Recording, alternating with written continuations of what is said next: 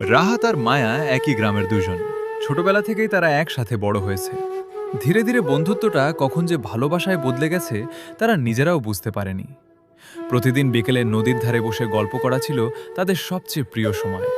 রাহাত বলতো, মায়া, একদিন আমি অনেক বড় কিছু হব, তারপর তোমাকে বিয়ে করে এই গ্রামেই একটা ছোট ঘর বানাবো।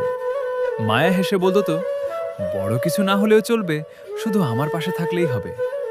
কিন্তু ভাগ্য সবসময় গল্পের মতো সুন্দর হয় না। রাহাত কাজের জন্য শহরে চলে গেল। যাওয়ার আগে বলেছিল, আমি ফিরে আসব, শুধু আমার জন্য অপেক্ষা করো। মায়া প্রতিদিন অপেক্ষা করত। মাস গেল, বছর গেল, রাহাত আর ফিরল না। একদিন ডাকপিয়ন একটা চিঠি নিয়ে এলো। সেটা ছিল রাহাতের শেষ চিঠি। চিঠিতে লেখা ছিল, মায়া, আমি কথা রাখতে পারলাম না। একটা দুর্ঘটনায় আমি খুব অসুস্থ হয়ে পড়েছি।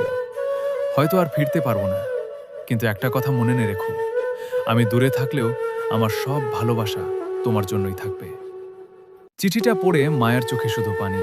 নদীর ধারে বসে সে ধীরে ধীরে বলল, তুমি ফিরো বা না ফিরো রাহাত, আমার ভালোবাসা কখনো ফিরবে না। নদীর বাতাস তখন যেন মায়ের কান্না নিয়ে দূরে কোথাও হারিয়ে গেল।